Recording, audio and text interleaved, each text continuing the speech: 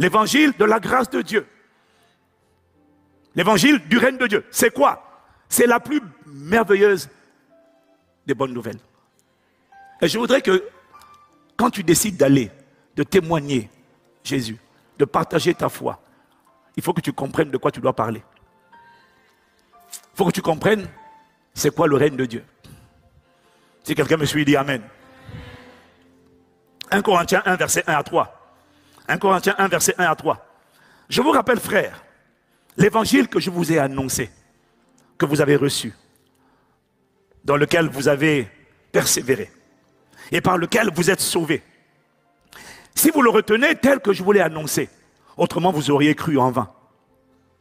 Je vous ai enseigné avant tout, comme je l'avais aussi reçu, que Christ est mort pour nos péchés, selon les Écritures, qu'il a été enseveli et qu'il est ressuscité le 3e jour, qu'il a vaincu la mort, qu'il a vaincu le séjour des morts, qu'il a vaincu le diable.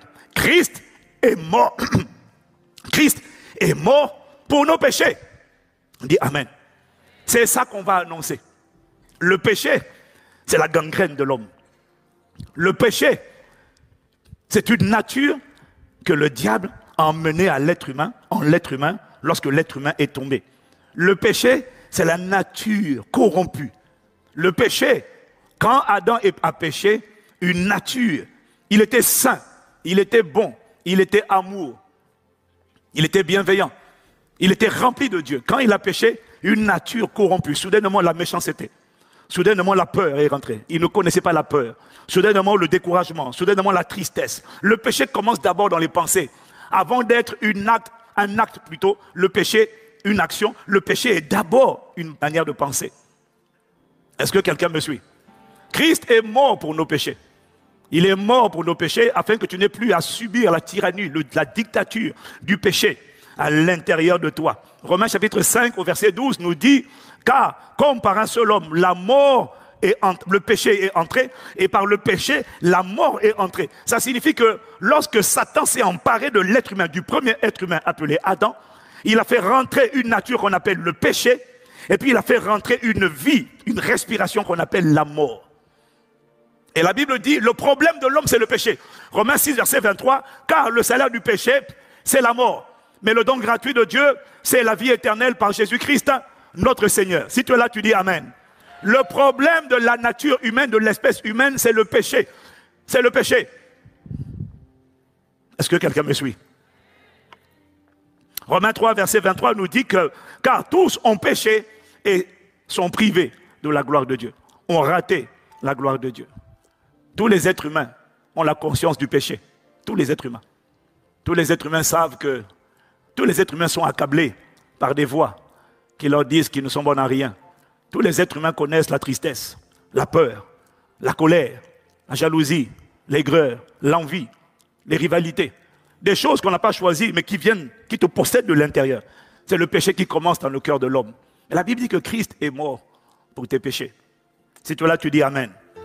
2 Corinthiens chapitre 5 au verset 19 à 21. Tu vois, ce que je vais faire aujourd'hui, c'est un cours de base, mais on va voir où l'Esprit nous conduit. C'est un rappel de base. 2 Corinthiens 5, verset 19 à 21. La Bible nous dit, car Dieu était en Christ, réconciliant le monde avec lui-même, en n'imputant point aux hommes leur offense. Il a mis en nous la parole de la réconciliation. Nous faisons donc les fonctions d'ambassadeurs pour Christ, comme si Dieu exhortait par nous. Nous vous en supplions au nom de Christ, soyez réconciliés avec Dieu. Celui qui n'a point connu le péché, Dieu l'a fait devenir péché pour nous, afin que nous devenions en lui justice de Dieu. Ça veut dire qu'à la croix, Jésus-Christ n'a pas emmené une religion. À la croix, Jésus-Christ est allé à la croix. La Bible dit que c'était Dieu, était en Christ, réconciliant le monde avec lui-même, en n'imputant pas aux hommes leurs péchés. À la croix, il y a eu un échange divin. Il y a eu un transfert. À la croix, lorsque Jésus est allé, lorsqu'il a donné sa vie, la Bible dit que c'était Dieu qui réconciliait le monde avec lui-même en n'imputant pas aux hommes leurs péchés, en pardonnant aux hommes leurs péchés. Et le péché du monde, il a déversé sur Jésus-Christ. Il s'est substitué, il a pris ta place et il m'a donné. Il a pris ta place et t'a donné sa place. Alors, j'ai emprunté cette anecdote qui m'a parlé, que j'ai trouvé vraiment parlante. C'est l'histoire de deux frères. Je l'ai emprunté chez Pasteur Mohamed. C'est l'histoire de deux frères. Et il y en a un grand frère et un petit frère. Le grand frère était quelqu'un d'irréprochable, de saint, de pur. Aucun péché. Quelqu'un qui aimait Dieu. Quelqu'un qui était irréprochable. Quelqu'un qui n'avait aucun problème. Il marchait avec Dieu, il aimait Dieu, il était agréé de Dieu. Ça, c'est le grand frère. Et ce grand frère avait un petit frère. Et ce petit frère était un bandit. Ce petit frère était un vrai pécheur.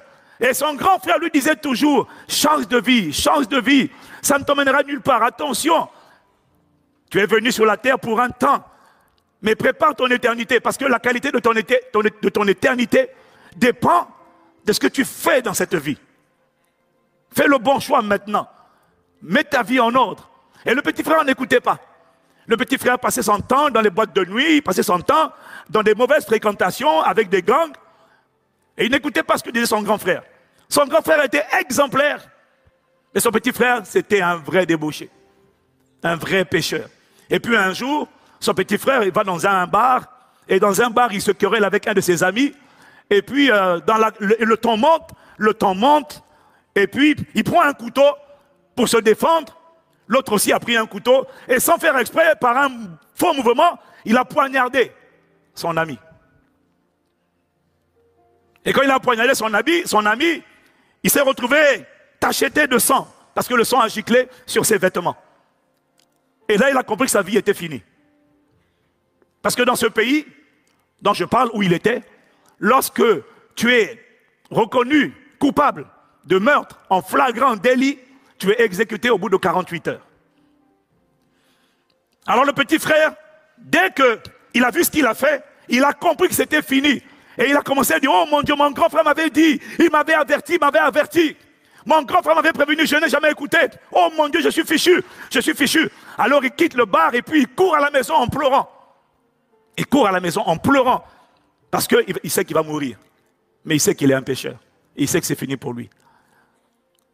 Alors il arrive à la maison. Et ce n'est qu'une question de temps avant que la police ne vienne l'arrêter. Et qu'il ne soit exécuté au bout de 48 heures. Alors le petit frère arrive à la maison, on pleure. Il dit, grand frère, je ne t'ai jamais écouté, je te demande pardon, je n'ai pas écouté ce que tu me disais, ça fait longtemps que tu m'avertissais. Je n'ai pas pris en compte tes conseils. Oh mon Dieu, j'ai gâché ma vie, la police arrive, ils vont m'arrêter, je vais t'exécuter. Le grand frère lui a dit, mais pourquoi tu as un vêtement plein de sang? Et puis il lui explique qu'il a tué quelqu'un, il n'a pas fait exprès. Alors le grand frère lui dit, écoute, ne me pose pas de questions, mais tu vas faire ce que je te dis tout de suite. Tout de suite, enlève vite, enlève ton vêtement, enlève ta chemise, enlève ça tout de suite. Il y avait plein de sang partout, enlève ça tout de suite. Ah oui, ce que je ne vais pas donner comme détail, c'est que les deux se ressemblaient. Ouais. Les deux se ressemblaient énormément. Alors il dit, enlève ta chemise. Il dit, mais pourquoi? Enlève ta chemise, ne me pose pas de questions, enlève-la. Alors il enlève la chemise, donne-la moi. Alors le grand frère enlève sa chemise, et puis il met ça sur son petit frère, et puis il prend la chemise maculée de sang, et puis il met ça sur lui.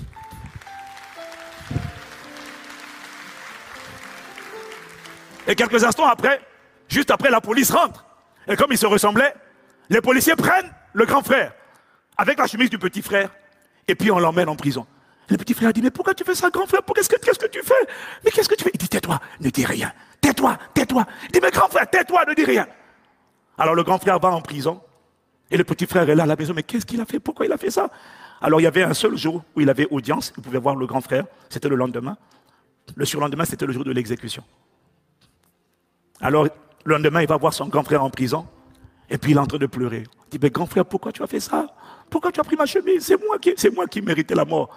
Il dit, petit frère, si toi, tu meurs demain, tu vas aller en enfer. Moi, si je meurs demain, je vais aller au paradis.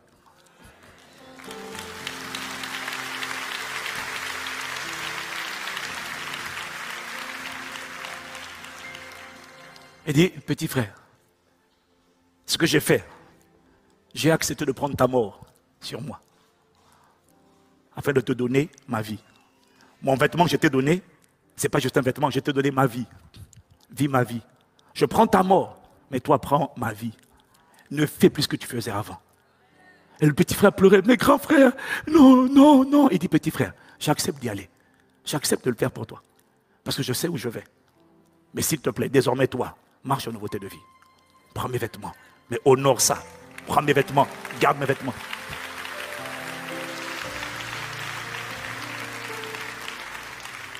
La Bible dit dans Ésaïe 53, verset 5, le châtiment qui nous donne la paix est tombé sur lui. Et c'est par ses meurtrissures que nous sommes guéris. À la croix, Jésus n'a jamais emmené une religion.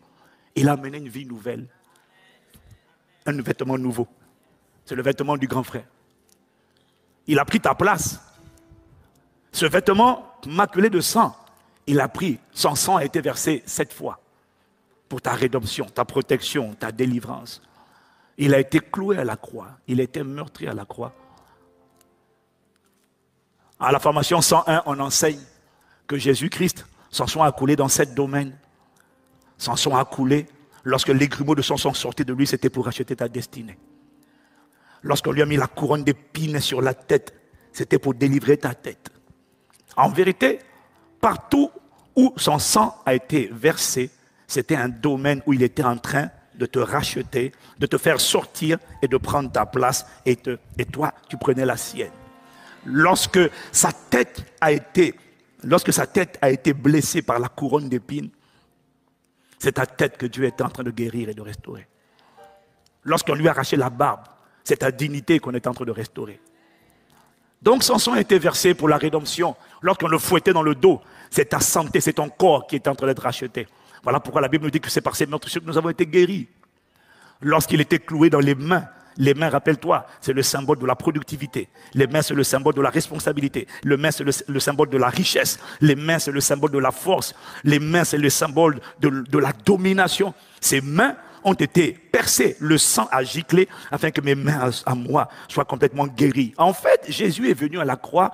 Il a donné sa vie pour toi à la croix pour te donner une vie nouvelle. Pas une religion, une vie nouvelle. Il a dit, je suis venu afin que mes brebis aient la vie et qu'elle l'ait en abondance. Jésus n'a pas amené une religion. Il a amené une vie nouvelle.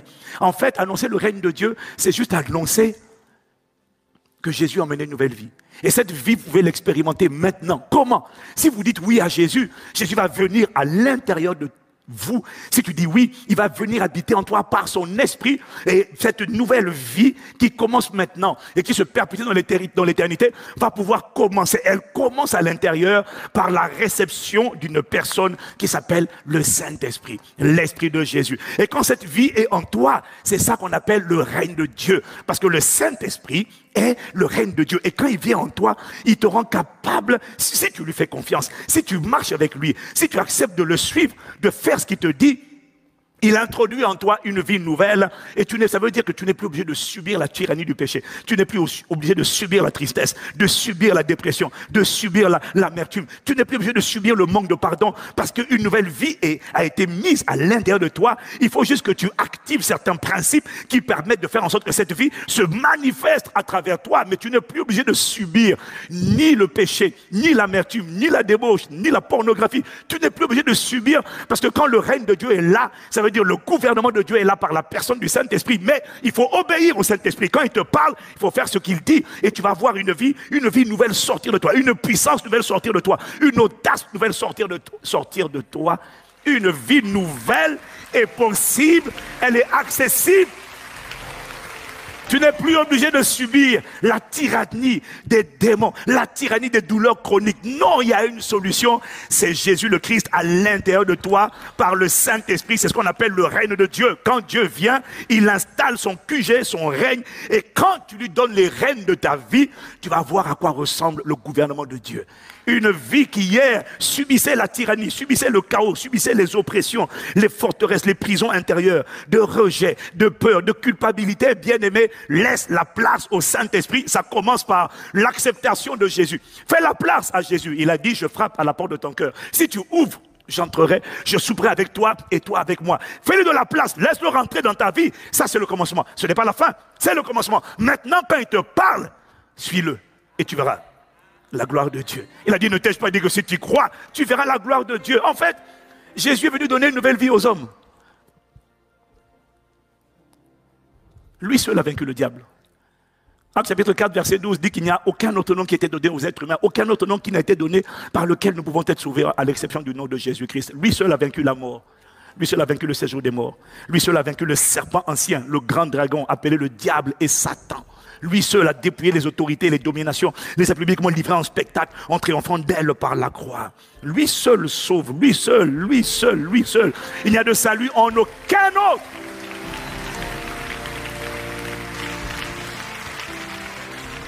Aller annoncer le règne de Dieu, ça veut dire, c'est aller annoncer que par amour pour toi, Dieu a tant aimé le monde qu'il a donné Jésus-Christ, c'est vrai. Dieu a aimé.